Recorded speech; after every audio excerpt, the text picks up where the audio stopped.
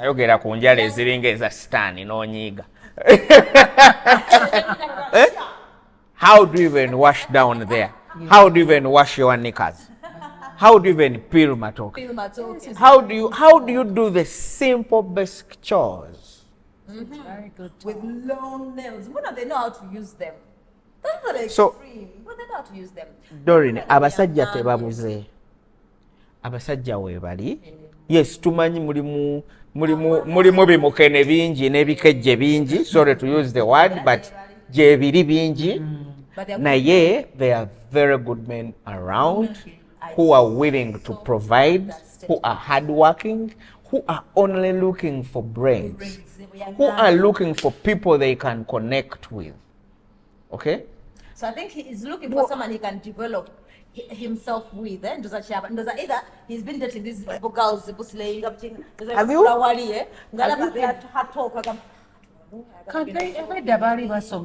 Enjogera y'ennaku zino kati nze bwe njogera naawe 2-3 times nga in your conversations, your text messages, your calls zirimu bino, njagala genda out, I need to buy this, shopping. I need to go for like Sire.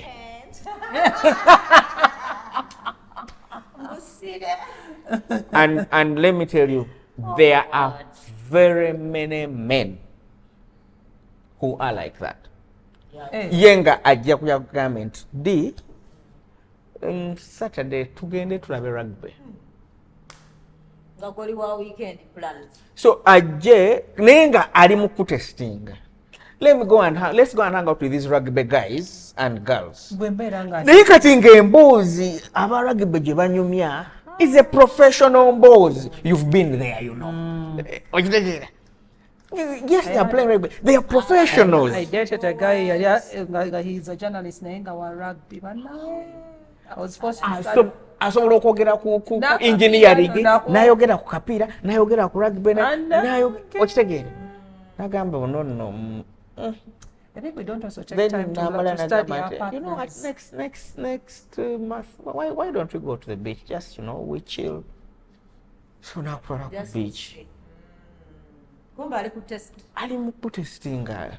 Kati bwe tubeera ku beach onananyumya mboozi ki? Have you ever been, have you ever been with someone, maybe for an evening or a weekend, nga mugenze out? After n'okoma weewo n'olira ng'oli drained. Banafu abagobera programs za Biva Organic, nze Dr. Senjobe nakuguka mu butonde kujjanjabisa mmere, middo na bibala. Biva Organic tuli wano Mengo opposite Masengere ku Biva Organic House ne Hoima opposite Equity Bank.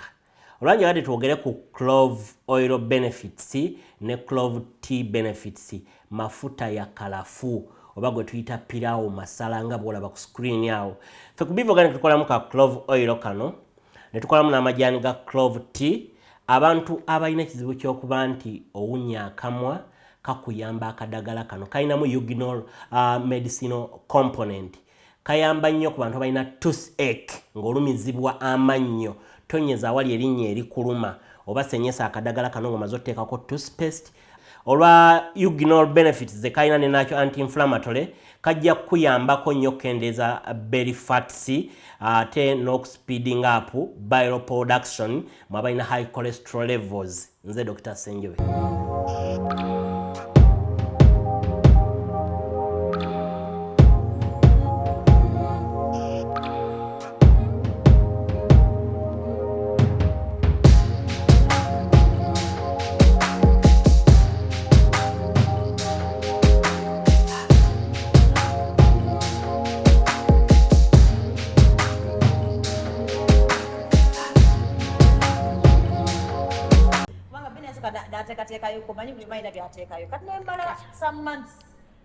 There is, I think you posted. And I posted. Like nga wayiseewo emyezi. Ewakaza. N'akomyawo akantu. Abantu batandika okunkubira amasimu. Banno. Mukyala wangamba. buli omu anyumiriza ngamba bakulabye nembagamba naye even this year someone tells you nomugamba no that thing is like it is like 1.5 2 years ago. ate binateka ebu clips katinange wena nali ndio ninga mnemaje doctor namtakayo kutono kangu mye wala wakatugaira ku clips kandi board ninga teka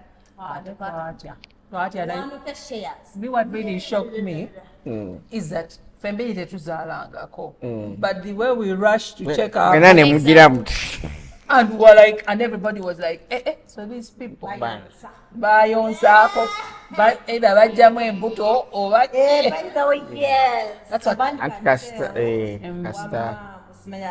Boringzi. Castas tuka mu second trimester creates a dark coloring. Yes. So I can tell. Oh, okay. And it's good to see you. It's good to see you. It's been long. Yeah, it's been long. After 1.5 years, I think. Almost, yes. I'm Dr. Tamale Duke. Linyo Rowdy Twitter. Abadi baita X.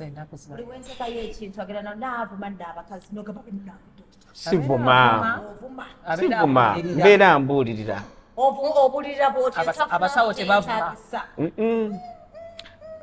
oba olina otereezaamu mulina ekyejo kingi mulina ekyejo kingi bugamba Bernard, welcome to Love Life. Doreen oba Dodo bina ya Tanzania ya Dodo aka Dodo ne Bina Baby, then ne Dr. Duke.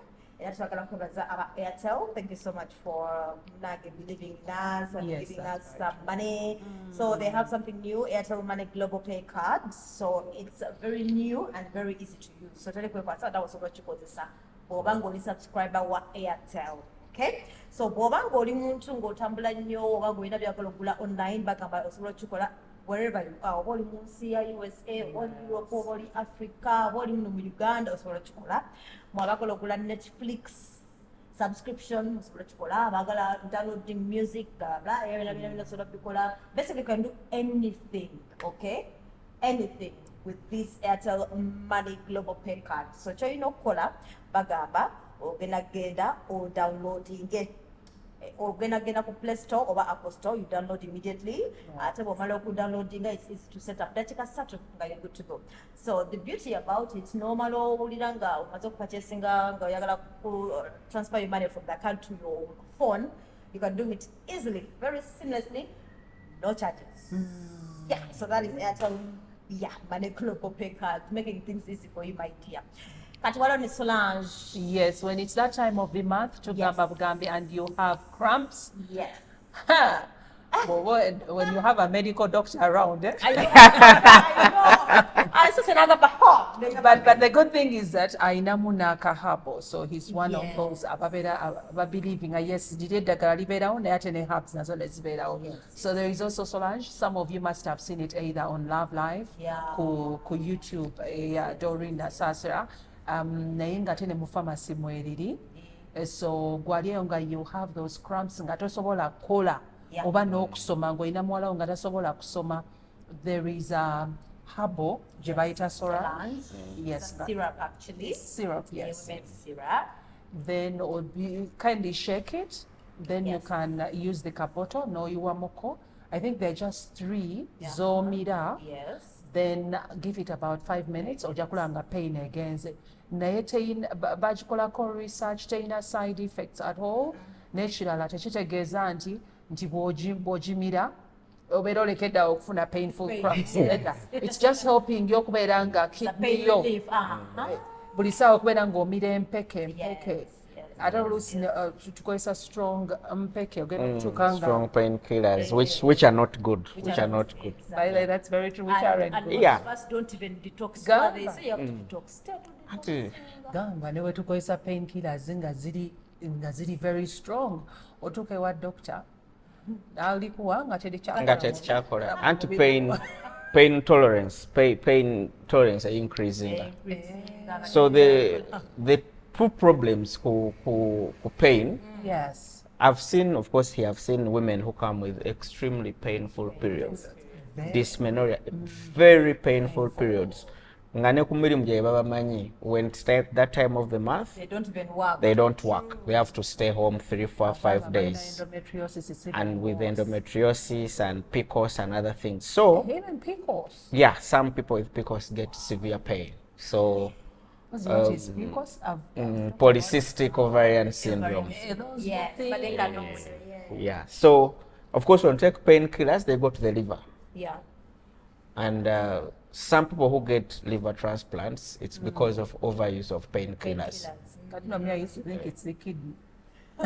No, it's first to the liver, then the kidney. So, because the liver that works on the medicines first pass effect. Then, so if there's something that can help the ladies, then that is. Oh yeah, helps Solange and it's going to relieve.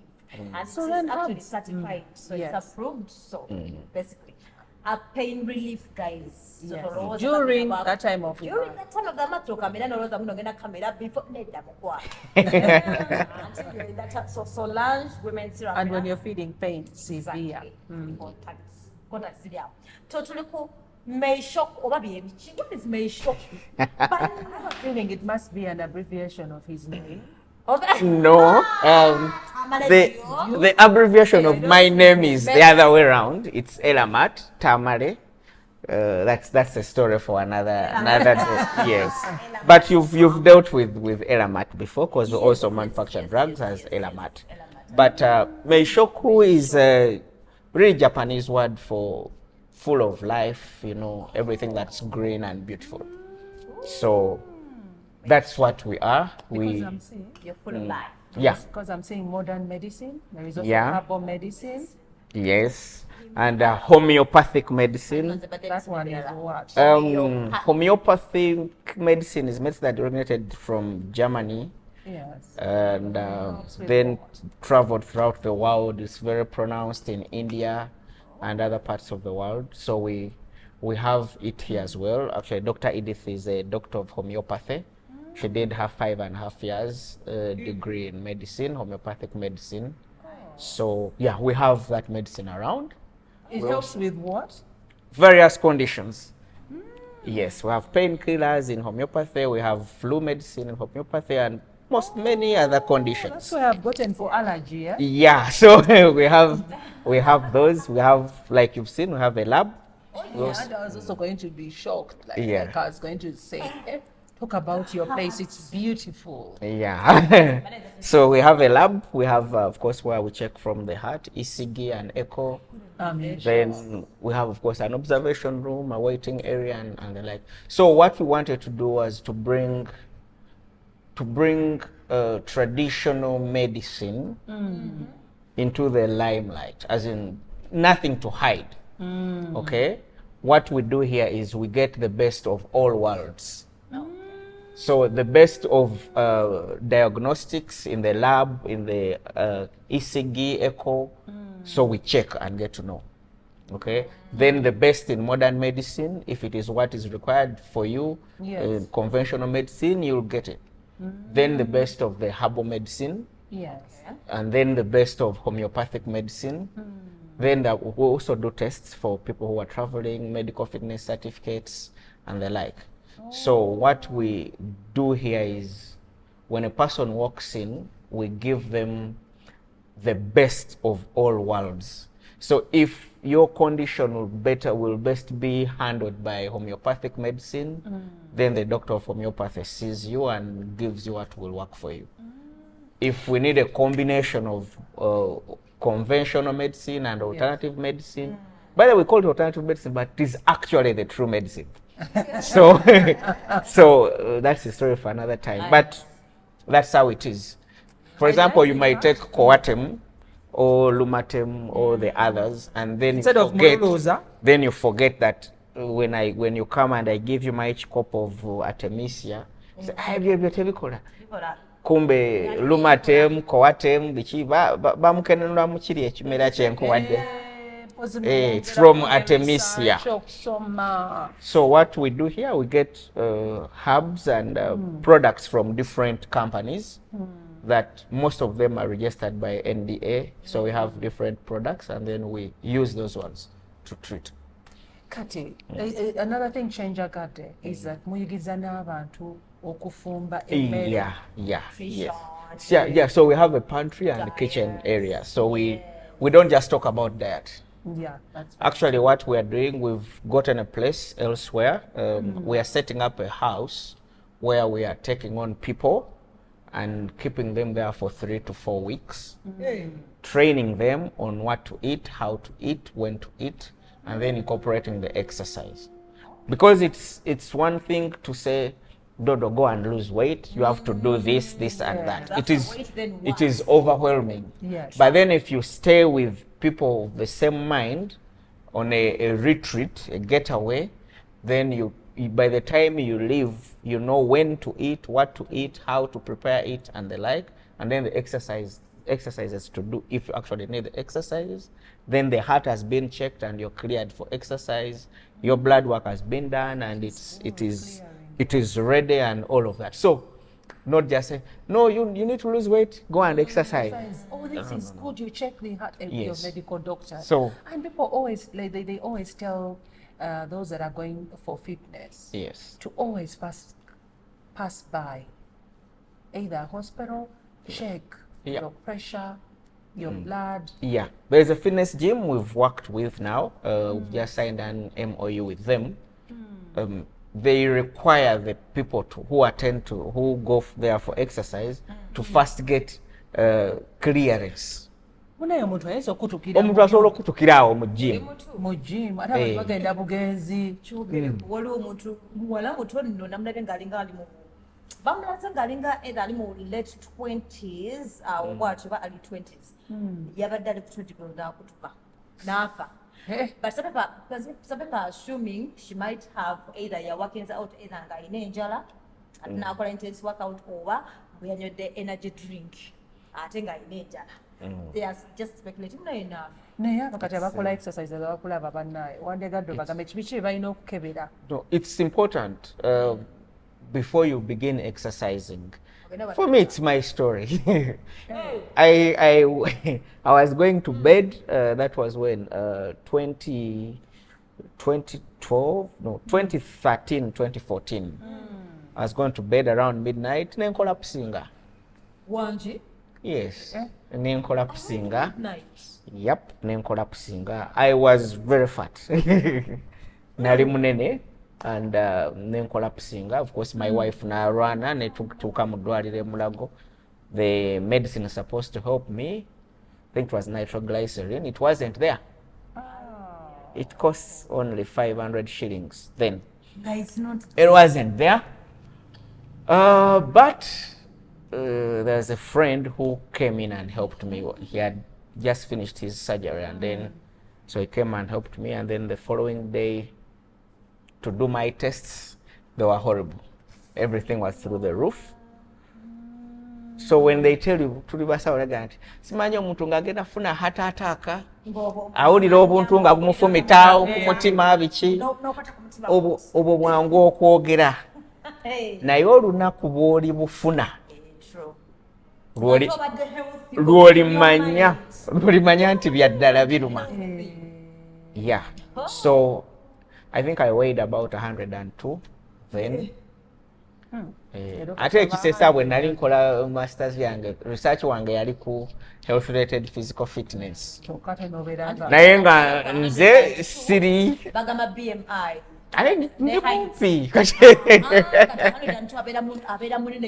Yeah, so it was bad. So I know what I'm talking about. And the weight loss that I went through, and all of those, was Dr. Alfred Yanyambako. He made for me herbs. Then he gave me some medicine to take, and then he taught my wife how to make the juices. The juices Yes. So let me tell you, nali sagala kubinywa nga biwunya bubi tebiwooma biri awo tebirina test naye nga nina obinywa ate omukyala nemeddeko. So nembinywa nga buli ku makya nina okunywa nemala nenkomawo neterera.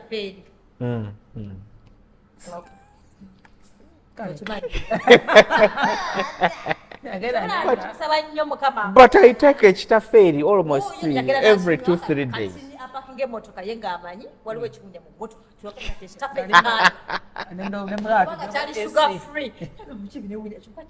manyi nti emmotoka Ezeemu ekivulu. nawulira nti ekiwunya Oba wali okireseemu nga kiruddemu nnyo. no twagula Maybe it wasn't that fresh. Yes. abamu kibakuba n'obeera nauseated. nga tekiwooma Then ekyo kyali tebakikoze bulungi. Perhaps it wasn't right. bune nali mmanyi nti emmotoka egenda kujja Naye abakola exercise weewo, you have to get tested. Kebera omutima. Kebera omutima. sinti buli omu alina okukola cardio. Yes. Oli agenda ku cardio n'agenda ku treadmill nodduka kumbe mbuno you're straining your heart tomanyi mbu you're straining your heart. Abantu betukebera emitima tulina tests bbiri waliwo normal ECG electrocardiogram tubeera katanda ne bakuteekako electrodes obwo then ako kemulaba ku ka TV nga kagira bwe kati ng'omuntu mulamu kyekitegeeza nti mulamu naye bwe kabeera flat oyo yabeera afudde kitegeeza amasannyalaze mu mutima tegakyalimu naye kati amasannyalaze ago galina engeri gye gatambulamu kati ECG eyo erina engeri gyeragamu omutima we guba tegukola bulungi amasannyalaze agaguyitamu waliwo engeri gyetambulamu omusawo ye yategukamu abaakiraba n'agamba waliwo obuzibu oba ku right ventricle oba ku left biki kati then eri abalala ng'ali nomo then ne tukuteeka ku treadmill ne tugamba odduke naye nga tukutaddeko obuntu obwo kati eyo gye tuyita stress ECG tukuteeka mu condition ey'okubeera nga oli mu kukola then omutima nga gukuba nnyo kati omusawo n'alaba oba ddala gukuba bulungi kati abantu naddala aba weight loss twadvisinga nnyo okebera sukaali okebera pressure n'okebera omutima. Pressure n'omutima byanjawulo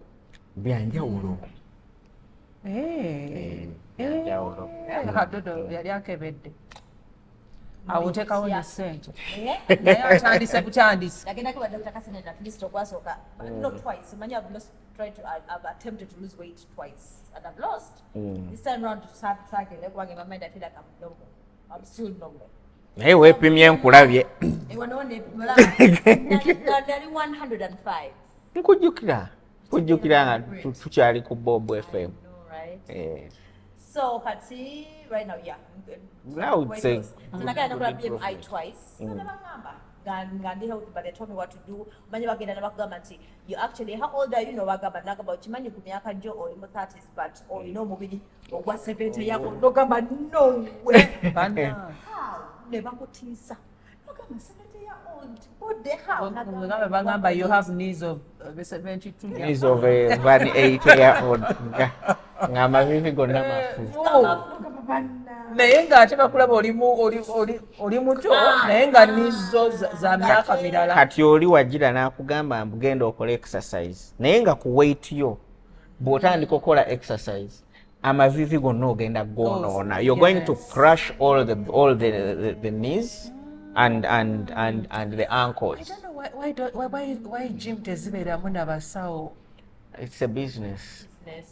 Because olaba mulimu n'abamu abagenda mu gym ne bakola massage ogenda okulaba okugulu tekuliiko abalala bakosa ne stroke mbalaba mbu stroke agenze mu gym bamukozesa ino ne bana abatukolako massage mu saloon ne saloon massage zino ze bakola bwe bati kubanga mutebamanyi there are some people who have talked about that and I think kyafulumira mu mawuli I think New Vision abasajja 2-3 abaafuna ebizibu ne babeera paralyzed because gondi nerves babeera paralyzed kubanga abakyala abo ababakolako mu saloon nga bamaze obbasala enviiri tebamanyi different points ez'okukwata nga bakola massage, so someone can massage you wrongly and you get a problem.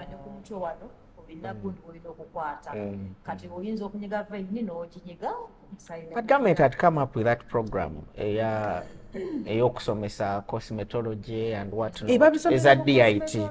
They have to teach those things. You have to know what waliwo abamu gamanyi nti oyagala kwebaka bbina galina wanyiga nakumasajinga obbina you sleep. Kati wano musobola obikola. One, we don't have that yet. But you can recommend But we somewhere. can recommend, yes. Proctor. Chiropractor. If that one, no. Yes, if it's a Those things. chiropractor is a professional. Olina okugendawo omuntu ngali qualified and licensed. A very good chiropractor can set your bones properly, joints ezibadde zikuluma abadde afuna headaches ezitajja. So that is chiropractor. He's slightly different from a physiotherapist. Chiropractor njamukulagako wano so. Mudamulabye ku TikTok. Obunde bukola waliwo wano mukwano gwange mumanyi yaŋŋamba agendeyo naye maama ne epas yagendeyo namulaba nentya. Buliranga obugumba bubwatuka bujoint bubwatuka. But when the person working is a professional, you live feeling better. Back pain? Yeah. Kati ekirala bannange ekirala ekituleese neera kyekya fertility. Abasajja abavubuka n'ennaku zino naye tulaba n'abantu abato nga balwala ebintu bya infertility byali by'abantu bakulu, zindwadde zoyogerako pressure zaali z'abakulu naye kati zino essaawa musawo tulina qualified, so tugenda kulemerako nze n'eddodo. Tulina obuzibu. Simanyi oyina abaana oyinza okuba nga naye oli mu list. Nina abaana ate nkyazaala. Nkyazaalira ddala.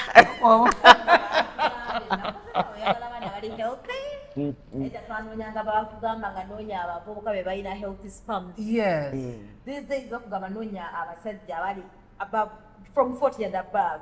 Why Healthy 40? sperms. Mbate kati abali below 40 abali mu 20s mbu sperms doctor yatugamba sperms ezimu mbu teziri ayina yakinyonyolamu nagamba Tezirina mitwe. natya Nga nema? nga mutwe. Eri ezimu ezirina emikiro ebiri, ezimu ezitalina nsingo, Kati abava ezimu eziwugira mu masira ng'amasira mangi nnyo mu mazzi ge ziwugiramu.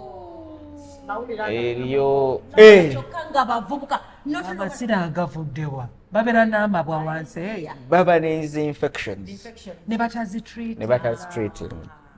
ebeera ng'eri recurrent nekula nendo. So emmembe eyo ekola enkwanso bw'erwala problems, then amambuluga. N'amambuluga gano. Yes, amambuluga nago galeeta infertility, mumps virus. Yes. Kubanga mumps zaagala nnyo awantu awanyogoga. Kati omulenzi bw'azifuna zikkirira wansi mu nsigo.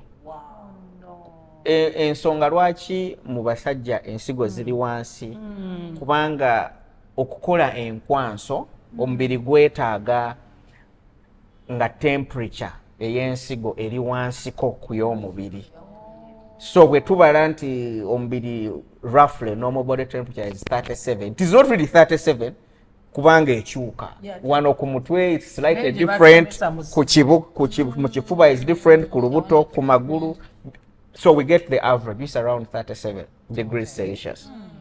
But to get normal sperm production, Yes. the degree has to be, the temperature has to be at least 1 or 2 degrees less than the 37. That is why ensigo z'omusajja zibeera zihanginga out.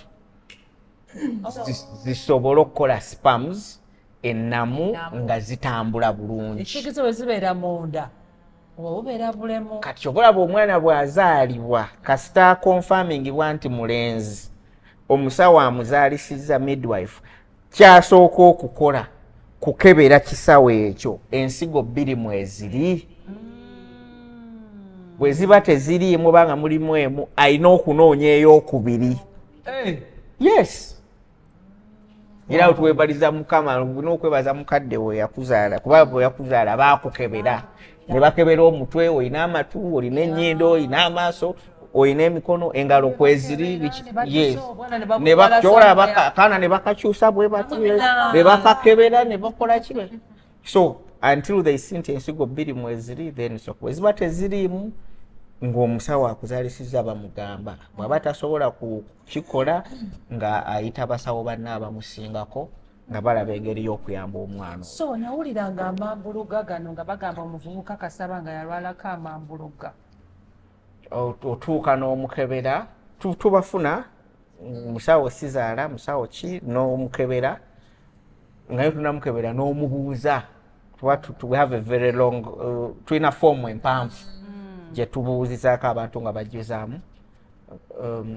So bw'aba musajja bwe come to sexual history and what not so tubuuza ne ku ndwadde. So sexual history y'omusajja tubuuza amambuluga walwalako ku mambuluga ate gakwata bw'oba wagalwalako ng'ate tegaakolebwako mu bwangu emikisa mingi nti obuwuka obwo bwakkirira mu nsigo wansi ne butandika okulya emmembe eri ekola enkwanso. Kati omusajja bw'atyo aba buli kimu kikola naye nga amazzi agamuvaamu temuba nkwaso tetuyita azoospermia nga amazzi gajja naye temuli nkwaso yadde n'emu empewo. So amazzi mwe gajja biki kuba galina okuba gaba mu prostate newa Cowper's gland biki naye nga mu testicles temuvaamu nkwaso. So tulina tulina obuzibu bwa mirundi ng'esatu naye tutandikire ku tukkirize Journal of Clinical Endocrinology egamba nti abasajja kaakati balina testosterone omubisi ogubafuula abasajja mutono balowooza nti ennaku zino bw'okompeyaringa n'abo emyaka 10 emabega. Okay? Then ne bw'okompeyaringa n'abo myaka 2 amabega myaka 3 myaka 4 kwegamba testosterone azakkirira. Okay? There is a decreasing trend of testosterone among men. So bw'okwata omuvubuka ow'emyaka 3 olwaleero n'okwata omuvubuka n'omukompeyaringa n'omuvubuka ow'emyaka 3 emyaka 10 emabega ow'emyaka 10 emabega abaamusinga omubisi ogwo gumufuula omusajja. Kati ate bw'oddayo emyaka 5 amabega ate ne kisukka tegedde kati awo. So there is that normally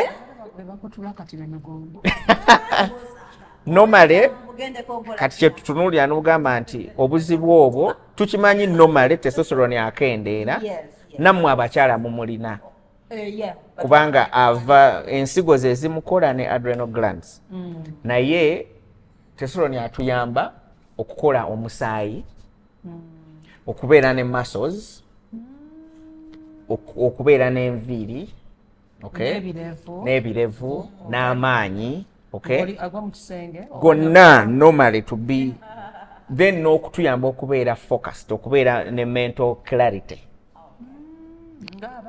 Yes. Even women. Now mu baami singa testosterone akendeera omuntu aba talina mental focus aba alina mental fog. Muntu aba ebintu ebimu bimusumbuwa kwegamba okutegeera kw'ebintu ebimu akoowa mangu biki those things. Ate bw'aba akooye aba akooye you know. Then ekirala of course aba alina decreased libido talina maanyi aba tayagala talina bwagazi eba bakazi bagamba tebamalaako ne mu bakazi era nakyo kibeerayo naye nzija mu bakazi nedda ngamba mu basajja Yes. abakazi kyebagamba abasajja tebamalaako sooka olinde ekyokumalako naye ekyokuba nga talina bwagazi bwagazi is different like yes like olina omukyala ewaka oba olina girlfriend oba omukyala but you can even take 2 or 3 weeks without having sex because you don't feel like having sex. Okay, you don't have the mood for sex. nga it's not about her not being attractive or No. It's hormonal. Okay, so- Then wow. erectile dysfunction, you have a very weak erection and it is soft and weak and does not last long. So all of those. Then nokubeera muscles nga ntono. mbadde ndowooza bagenda mu gym ngenda kujja ku ekyo. So that affects men. Then n'enviiri okubeera nga ziri light. So the same thing ne mu bakazi. Then ne mu bakazi the same thing happens bw'aba alina testosterone nga mutono aba talina mood abeera ne low mood abanga naye libido ye eri low then nabo babeera n'omusaayi omutono kubanga testosterone atuyamba okumusaayi kati mu basajja weewali obuzibu nti ebintu bingi kati bijoonoona tulina okukimanya nti testosterone ono asinga kulinnya n'atuuka ku ntikko ekiro nga weebase kati ku makya kyobola bwe bw'ojja mu ddwaliro tumupima ku makya kati gy'okoma okukola emirimu agenda akendeera so testosterone atambulira mu cycle atambulira mu circadian rhythm kyobola tumupima ku makya so bw'ojja tumupima akawungeezi definitely ajja kubeera a little bit low naye wetumupima ku makya ajja kubeera high kale wetumupima ku makya wetumusuubira okubeera waggulu ng'ate ali low there is a problem so that is where we are kati biki buzibu ki tulina ebizibu byenjagala okutulako 6 ekisooka tusoose n'abakazi oba ffenna tuzze ku basajja yes kajja ekisooka Dore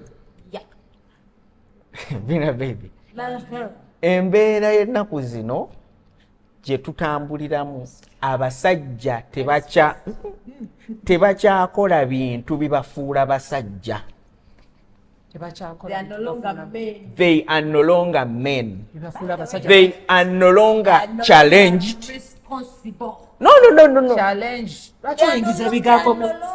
omusajja wedda yazuukukanga ku makya n'agenda n'ayigga nga waliyo a lot of uncertainty n'agenda n'alwana naye ng'alwana akomewo ewaka ewa mukyala we okay naye kati obulamu bwe tulimu because of modern society it is a soft life men are no longer challenged to be men gamba ne kati nabo bafuka mu bucket ekiro they don't move out ekyo kyosooka ekirako kire naye abantu edda bafeesiganga challenges ogenza kuyigga mugenze mu lutalo kulwana mulwanyisa mafumu mugenze ku nnyanja kuvuba okay it's why that notion of equality nonsense mbwe omwenkanonkano bwe emancipation that is nonsense nonsense you want emancipation, but how can a woman say you want emancipation because you're broke? no you want emancipation Be a man. okay emancipation Go hands. how many people die in wars which people fight wars it's the man which people bameka bwogenda mu kirombe abakuba bloke basajja bwogenda mu komera baani abasingayo obungi Abasajja bangi jeje you want emancipation bwogenda mu ddwaliro Naye mu kirombe bwogenda mu ddwaliro olaba bannansi bameka abakazi kuba nnansi bameka abasajja abasajja bangi naturally women are naturals Okay. they are caretakers nera banna they are more reasonable wamma okay naturally men are supposed to be are people disagreeable Nasi tekitegeeza mbu you are soft, but the nurturing kind, okulabirira, okwagala, okubeera omuwombeefu, Yes. naturally that is a woman is naturally. Why? Because of estrogen and low testosterone. Men naturally are disagreeable. They are fighters. They are nchirumba nchitwala. Okitegeera. So that is why naturally men gravitate to the engineering courses and women gravitate to the nurturing courses. Sweden, Finland and all those countries zagezaako okuleeta omwenkanonkano nezigeza okuleeta abakyala babeere mu engineering courses still after years bwe bakipima era there were more women in the nurturing roles in the hospitals, in the care homes, in the what than the men. Because that is a testosterone different. Yeah. So I understand you say no, you do have because you need it. Now, women who have a slightly higher testosterone level, Alpha what? the alpha females, Alpha female. they are those ones you are going to find fighting for positions. Oh yes. They are those whom you are going to find nga batuuse ku top. Yeah. Olaba bagamba most of the CEOs in the country are men. Most of the what are men. Why don't we have more women in these positions? Because a man is willing to stay late, to work harder, to even fight his fellow man. But now the To CEOs take over, mostly are women to now. take over the position. Don't bring me to DEI, diversity, equity, and inclusion. I want in those for positions where bali, but It's supposed to be men. No, as in still men surpass. Era bangi. still. Olwa testo obeera ne guy wo naye nga mulwana. Yeah. Okitegeera. Men can be here kati tuli wano Brian ne tubeera mu meeting ne tuyomba ne tukuba emmeeza. Okitegeera. Bwe tumala ne tulaali ne tunywa bbiya ffenna ne tukola ki? Naye omukyala bwe oyo kanjagala yanchalenjire muchayi bla bla bla. So that, okay?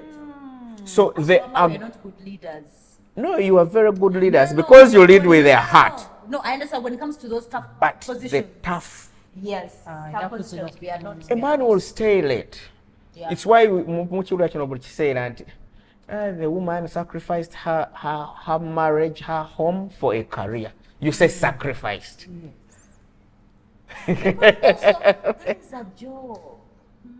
Staying home is a job. It is a full-time job. Sorange Women Syrup eddagala erikakkanya obulumi mu nsonga z'abakyala oba ziyite cramps. Lisange mu pharmacies, drug shops oba supermarkets. Lino lyakakasibwa National Drug Authority.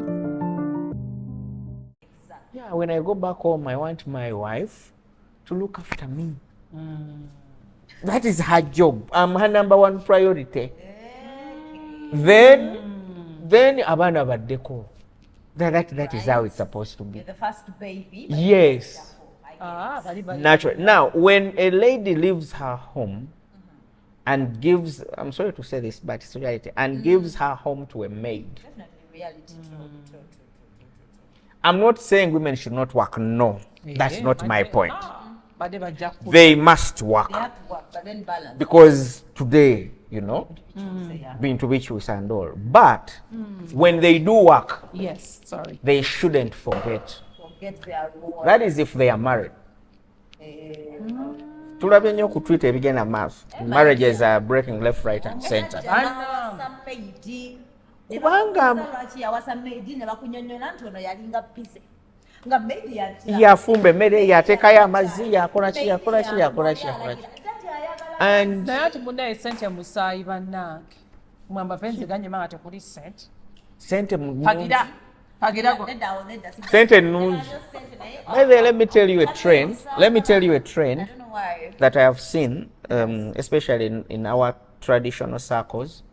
Many women are choosing to stay home, to take care of their homes, to take care of their men, and to take care of their families. Many uneducated women Educative. Yes. And with the And they with work online? yes, with the onset of online and whatnot, Even they staying can, at home and then doing something from home. you know, many women are going back to that, you know. So that is number one. Men are not challenged. That's why they're Kutegera. Kati kovulaba, kati kyobula even married men, unfortunately, when a married man looks at a woman or any man for that matter, n'atunulira omukyala nga amuchallenginga, manyi abasajja twagala challenge. Kati bina bw'otandika okunchallenginga nga ngamba kale ono nga ne benzi ngenda njigula nja mufuna. So you keep on challenging me because I am a man. You're naturally hunters. Yes. You're chasers. The man is supposed to. So I'm going to chase after you. Now when I get you, That is the problem. and then you also stop challenging me, Yeah. then I go for another challenge. That's why. And I got her to break chest. Byanaku naye tulina obyogerako. Because that is something that always bothers me. I play hard to get in a good way. Finally, you get me. Can't I relax? Then you stop making up. See, N'otandika okwambala empale y'obwana bw'ozadde gy'osiba ku mutwe. N'enkomawo nga amabeere gonna gali eri. You get the idea? How do you understand nti omuntu nakawere? becomes a turn off. Comes a problem. So that's one problem. Back to our testosterone. It's a big problem. Yes. Men are not. So if you are at home and you are raising boys, you have to turn those boys into men. Men. Challenge them. Let them be outdoor. Okay? Kyobulaba njagala nnyo omwami ani? Oh, your dad are very rough. Manyi kutesa. Tribe of strong men. Mwami Kuteesa. I know. We need what he is doing because men, I'm going to make my next point, because men have become so sloppy, they have become so weak, they are emasculated. Social media is trying to make men women. Okay? The medicine is trying to make men women. I know, Okay? right? The society is trying to remove the manhood from the men. Okay?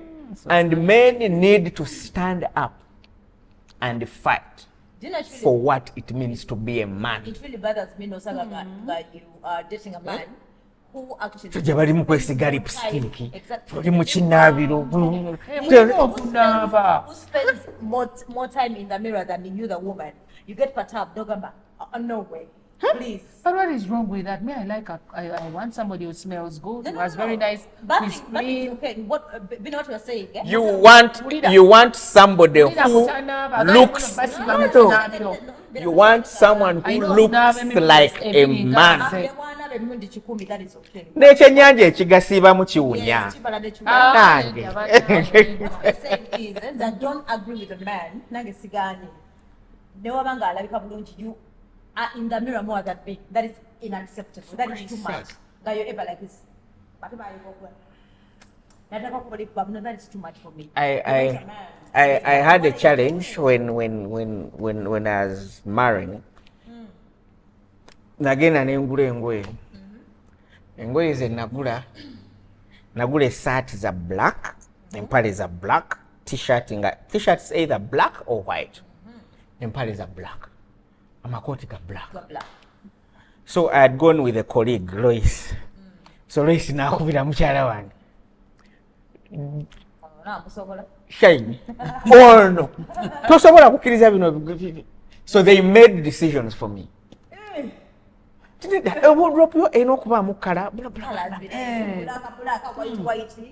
is very simple. You were representative. When I get out of the bathroom, I have 5 minutes to put on and move out of the house. That's why you guys don't care. I want Why is it you putting on the same shirt? Sometimes it's not the same shirt. Sometimes they all look the same.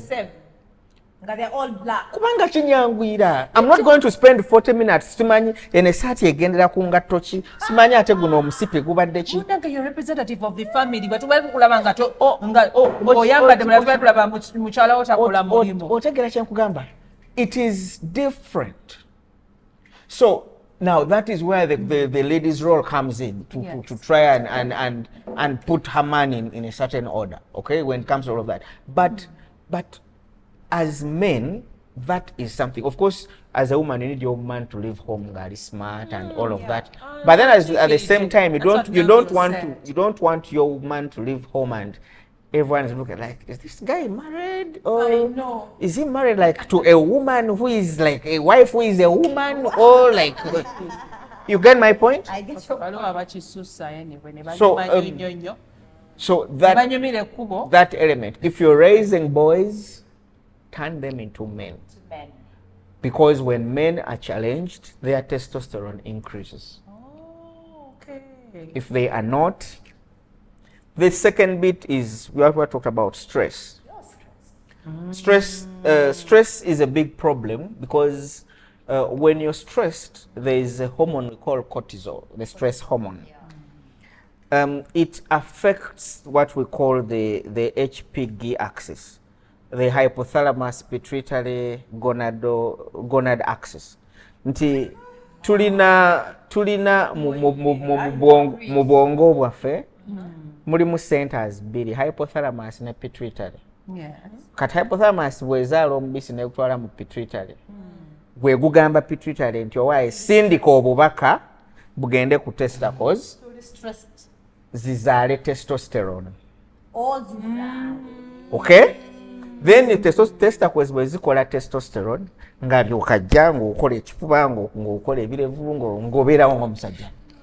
Kakati bw'obeera ng'okooye ng'olina stress, hormone eno gye tuyita cortisol, stress hormone, ejja n'ekyankalanya system eyo. Ebirevu n'ebifubeera sikante, enviri sikante, ng'omusajja ali awo teyeetegeera olwa stress. Kubanga the stress has affected the production of testosterone. That's how important that. Okay. So the third thing is sleep. This forced me to make sure nti omuntu bwambuuza what time do you wake up? I wake up after sleeping. You don't have the time of saying 6 hours, it's mania 8, you don't have that time, you're right. Ideally, you're supposed to sleep 7 to 8 hours. Mujjukire nabagambye nga tutandika testosterone apiikinga nga weebase, especially during deep sleep, REM sleep, random eye movement sleep. Mu budde bw'olooteramu. Nobeera nga tokyabitegeera bwe biroto nga jjukira bw'oba weebase n'ogenda mu light sleep, n'ogenda mu deep sleep, n'okomawo mu light sleep, deep sleep, okay? Now, you're supposed to have, I'm forgetting, is it 3 to 4 cycles of deep sleep? So boys, we'll cross-check that. But omusajja bw'aba teyeebaka nga tafuna tulo tumala, kigenda ku affectinga cycle ya testosterone. Naye bagamba kati society nga bwekyuseemu abantu bebaka up to 3 ne bazuukuka. Now, that is now the other problem. Combiningira. Teweebaka kimala. I'm coming to that. Then n'osisimuka. Olina stress. Kati kyesibagambye nti stress hormone cortisol epiikinga ekiro nga ogenda kwebaka. Olunaku gye lukoma ogenda cortisol, because your brain is working a lot. Kakati bwe weebaka n'ofuna otulo, stress hormone ng'etandika okukendeera. Jjukira ate kati oba weebase testosterone yaaba ayambuka, kati cortisol owa stress abakkirira. Kati ogenda okuzuukuka ku makya awo serotonin biki bikimu chemicals ezo naye tusokuze so ogenda ozuuka ku makya ng'oli fresh ogamba I feel fresh. Yes, no, Okay. body strong and sober and ready to, Yes. to meet the day. So omuntu ali chronically stressed yes. tubapima ku makya so bwe tupima ku makya nga cortisol ali waggulu, that is chronic stress. That's why they say abakazi tuwe abasajja emirembe waka bw'aba akomyewo muleke yebake newebakira waliwo yagamula newebakira mu ntebe mbolaba abasajja jangu omubikire mu ntebe lwaki bakidde mu ntebe era nange nakuziba ava mbakazi be mbuno oyo mbapako ate bw'omugjawo agendagenda mbuli tagenda kwebaka munayisama ntobera gamasinga abakazi bakimanyi tewasibagenda mu ntebe ndeka mbika abantu abajja wano to consult luli twalabanga nnyo abakazi now men bajja but the level of stress is so high. Now how would you expect the man to perform? Alowooza sente, alowooza fees, alowooza kiri, ate kati akomyewo ate omuteekako stress. Okay, so it is important, as we shall see in the management, it is important to manage that stress. Okay, so twogedde ku stress, twogedde to challenging environment. Now waliwo ekirala ekiri interesting. That's number 4. So look at number 4. This phone and the blue light. That's number 4. Right? Yeah. Because it gave us Make sure you sleep in a very dark room. environment, yeah. But they didn't Esimu ogiteeka wange ogenda okweba. yange njijjako oyo bana bazisuulirako TikTok. I sleep off then sometimes namugamba sometimes the moments when I just want to era simu yo yatise olw'ebyo with the moments when I don't want TikTok that ntekako YouTube nga kuliko music. And But that's then I'm told we are supposed to shut down everything. so this phone releases blue light. Imani. And blue light chobolaba mu galubindi zone zange mulimu blue light filter. Yes. Blue light filter. Now the blue light tells the eyes that and tells the brain you are still awake. Chokaga it's at 3 a.m. Choka it's at 3 a.m. ababeera ku TikTok live tebeebaka So because babeera that ku blue light. so eri circadian rhythm nti cortisol alinnya n'okoowa serotonin n'ayambuka n'ofuna otulo ne weebaka then cortisol bw'akendeera ddala n'atandinga on gundi ekuzukka kati light bwejja nekkuba mu maaso n'ozuukuka n'olaba ng'oli okay. Then the rhythm continues. Okay, you've traveled, you know what happens with well, how do you call that? Obudde bwe bubeera Nga tebukwatagana na buno gy'ovudde n'ova wano ku ssaawa 5 jet lag n'ova wano ku ssaawa 5 Is that dusty? n'otuuka eri ng'ate eri ziri ssaawa 4 ez'okumakya. yes. Okay, Ale then your body is confused. Is it day? Is it evening? Is it night? Is it so? What do we do? Some routine. So obudde so bw'otuukayo n'obasanga nga budde bwa kumakya tokola ensobi ne weebaka. You just go on normally with their lifestyle. Paka bwe buziba ne weebaka, then the body reorganizes itself. Osumagirira mu ntebe So ogenda okwesanga ng'osumagidde. So that one is important. Naye twogedde ku kwebaka, Yes, ku stress, Twogera- blue light, challenging environment. Kati ebisatu ebisembayo obunene, obesity, omugejjo. Omusajja bw'aba agezze nnyo amasavu gano isooka gali endocrine organ nago ga releasinga hormones. Kati omusajja bw'aba munene nnyo waliwo hormone tugiyita aromatase from aroma, the word aroma. Okay. So that hormone the enzyme, it's an enzyme aromatase. Okay. Enzyme eyo kyekola econvertinga testosterone nemufuula estrogen. ekyusa ekikufuula omusajja ekolamu ekyabakazi.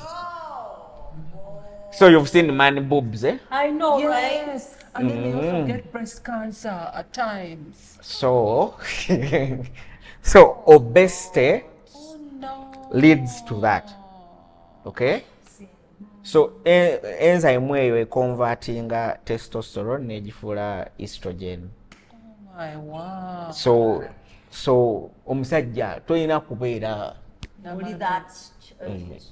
rotund ng'oli chubby. Okay?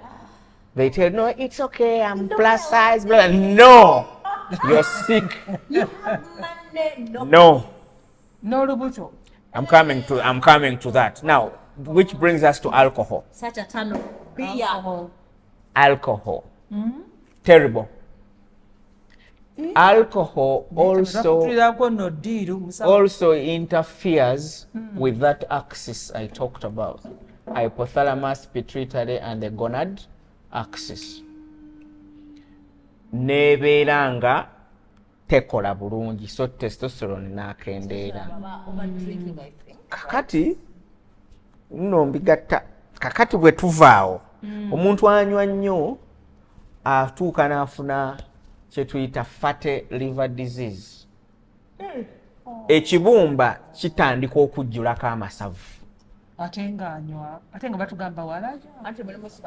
Bw'otunuulira chemical formula ya alcohol, bw'oggyako just ka OH n'ogattako oba okoze carbohydrate oba okoze glucose, aba converting wanaakola amasavu. Okay? So katunulira omuntu oli munene already olina amasavu aga converting testosterone ne gamufuula kati ate onywa omwenge ofunye fatty liver already omwenge gu affectinga gukendeeza testosterone. Okay? Ate so cycle omuntu n'agibeeramu. So then tuyina ne sex hormone binding globulin. Waliwo omuntu bw'aba anywa nnyo omwenge waliwo tugita protein eyo etambulira mu mubiri mu musaayi. N'omuntu bw'aba anywa nnyo omwenge yeeyongera obungi. Yes, kati bwe yeeyongera obungi etandika okukwata testosterone. Kati n'akendeera. Hormone zonna ezikola mu mubiri zikola olw'okuba zibeera free. Kati wano neekwata ng'ekutte ice. Kati wano bagikwata waliwo ekirala ekigikwatako kati bw'eba ekwatiddwa etambula naye tekola. So that is alcohol. Kyokka ate abantu bagamba bakutulirako ddiiro. Kati ebyo those 6 factors ng'ovudde ku those are lifestyle factors. Alcohol, obesity, not sleeping, stress, and those are lifestyle factors. Those are manageable. Oh, very true. Okay. Then now there are other challenges. Nga age, of course, omusajja gy'akoma okula testosterone yaka. Then there is another factor nga diseases. Waliwo endwadde ezimu zonga toyina kyakikolera, Klinefelter syndrome ne HIV akendeeza ku testosterone. Endwadde z'ensigo n'ekibumba nazo zikendeeza testosterone. Then obulwadde bwa sukaali, diabetes and insulin resistance nazo za affectinga. Bwe nnannyonnyola ku sukaali oyo, I think those are yali another group. Bw'okomawo ewaka nga okomyewo kiro bano beebase n'okonkona nga tebawulira okola ki? Of course, your thinking raises. Somehow pressure like oyongera okukonkona ennyo. Bw'okonkona ennyo nga tebawulira era ng'okola ki? Ng'akwata jinja. Ng'okwata ejjinja ng'oleekaanana. Kakati abalwadde ba sukaali kyekintu kye batategeera kyekibeerawo mu mubiri gwabwe. Bw'olya ebintu ebiri mu sukaali, sukaali bw'alinnya mu mubiri waliwo omubisi insulin ng'ajja ng'aggulawo ekibumba ne other cells Yes. ng'akigamba take in that glucose. Kati nga glucose ayingira nga kati akendera mu mubiri. Kati bw'oba olya nnyo ebiwoomerera ebirimu sukaali buli kiseera ekibumba n'obutofa bulabuga bannange nayo naabadde ki twajjudde. Kati ng'omubiri gugamba pancreas why produce more insulin, leekaana nnyo bano baggulewo. Okitegedde nga guleekaana. Kati insulin nga yeeyongera obungi, bwe yeeyongeranga ekibumba kyeggulawo nga sukaali addamu ayingira. So ng'okontriwinga bw'otyo kati era nga kituuka ku eyo level nga gamba tujjudde nga pancreas yongera okuleekaana. So omuntu nga tannafuna sukaali oba bulwadde bwa sukaali asooka n'afuna kituyita hyperinsulinemia. Insulin asooka nayeeyongera obungi. Osooka n'oleekaana nga tonnakwata jjinja. Kakati ogenda okukwata ejjinja okukubawo okwasa endabirwamu ayagamba nti mulwadde wa sukaali. So omubiri gubeera gulwanisa ebintu bimeka? Bibiri. Naye kati ate sukaali ono engeri gy'aba yayingidde mu kibumba, ate sukaali yayingidde mu kibumba yakola amasavu n'akola fatty liver disease. Kitegedde. So bagamba ekibumba kirimu amasavu mangi. So kati olaba bwe tuleese sukaali n'amasavu ne insulin, kati amasavu ge gakutte emiswa. Amasavu gano ate agakutte emiswa tegavudde mu mmere gy'olya nti emmere y'amasavu, gavudde mu mmere gy'olya eya sukaali. Okitegedde. So low blood sugar, we are going to talk about it. So that is, so is endwadde insulin nga mungi ne sukaali nga mungi nazo zaffectinga of course testosterone. So omusajja n'abeera nga talina maanyi. That's what they say, but always reverse. Yes. Keep your insulin levels low. They tell you what to eat. Yeah. So so ezo ze challenges eziri ku basajja. Lwaki testosterone sina maanyi ga kisajja sikyalina bwagazi testosterone. Kati then ne tujja ku kisembayo mali tugamba mugende mukole exercise blah blah blah. So when you over exercise, it is too bad. Like over exercising, both cardio, yes, weights, weights is more dangerous. No. You're supposed to lift the weight. That's what you see, it is exercise, eat, rest. Exercise, eat, rest. Exactly. When you exercise, your body needs time to recover. Yeah. So men who over-exercise and have little time for recovery end up having very low testosterone. It is counterproductive. Ogenze mu gym okole oyongere ku testosterone. Naye ate gwokola mu gym buli lunaku tofuna na budde buwumulamu. Buli lunaku kumacha no regular kumacha. That is too much. That's too much.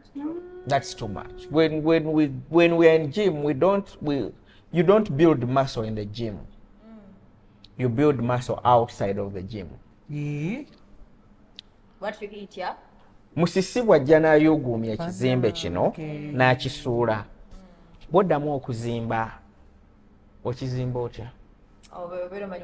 Oteekamu emitayimbwa mingi n'oyongera ku seminti biki si bwe kiri? So bw'obeera mu gym ng'ositula weights, obeera oyoza muscles, you're tearing them. So after tearing them, bw'odda ewaka n'olya bodybuilding food, protein. Then n'owummula omubiri oguwa obudde gukozese emmere gy'olidde guddemu guzimbe muscles enneneko. Then bwe wayitawo 2 days oddeyo oddemu oziyuze.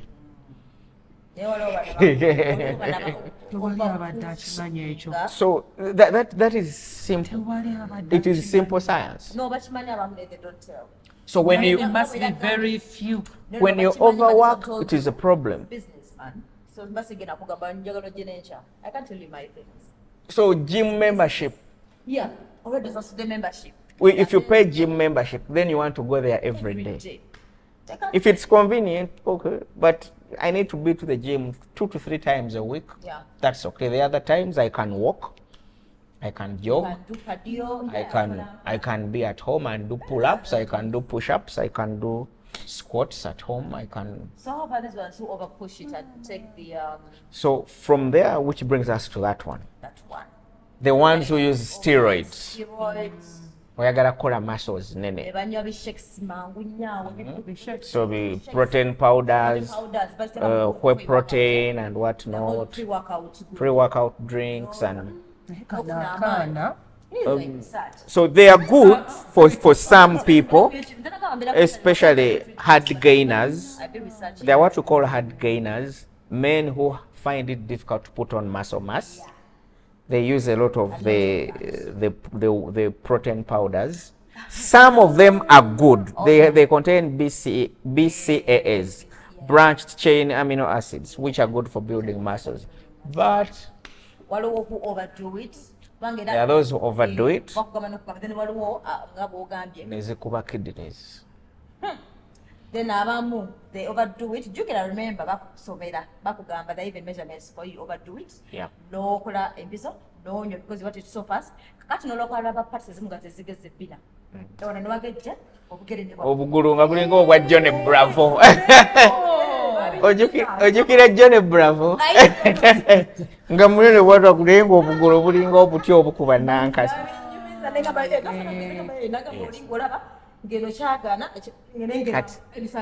Kati kankusese kati bubagattako empiso those are corticosteroids. Remember I talked about cortisol. It is a steroid hormone, okay? And testosterone is a steroid hormone. Estrogen is a steroid hormone. Kati wano abafuzi ababere careful here. Now bwewe kuba remember testosterone akolebwa mu testicles z'omusajja. Kati omusajja yenna bw'afuna androgen testosterone okuva wabweru n'agyekuba, yes ajja kufuzimba omubiri gubeere nga muscles nene, naye ajja kuba asazeeko function ya testicles okukola testosterone. And then At a later stage. no. And then Doreen, those men you see abalina obunyama bwe buto baba n'obusigo obutono bwe buto nga bwekirinze bwe buto. Yep. So they have very small testicles, hypogonadism. So their gonads are very small. Kubanga tugoera theory ya use it or lose it. Use it or lose it. So if your testicles are not making testosterone and you are getting testosterone okuva wabweru, zigenda kogga. Hence No. infertility. Hence problems is real. Yeah, so we tuli ku bulamu bwaffe. Hi Dr. Wamaka. Abasajja tebagala. I do because they Nga ndaba kwebuli. I used to work out. I no longer work out very frequently. Yes. But so it's a challenge. Bekuba ebiragalalagala ebyo. It's not good. Yeah. Of course, it gives you appetite for both to eat and to have sex. But as in to eat and then they go over workout. yeah. Then others which are pointing that they can't live without them. Then I've seen other people if they stop using them in the future, problems. Yeah. The body becomes inflated. Ne bamala ne bakogga. Kati of course with age. With age They have to do surgery, but them no skinny, but they gira tighten again and all that. So bwe buzibu bwe tulina mu bavubuka baffe. Now ekisembayo is having sex. Too much sex? Too little sex. Ate ng'ogenze. She's upstairs.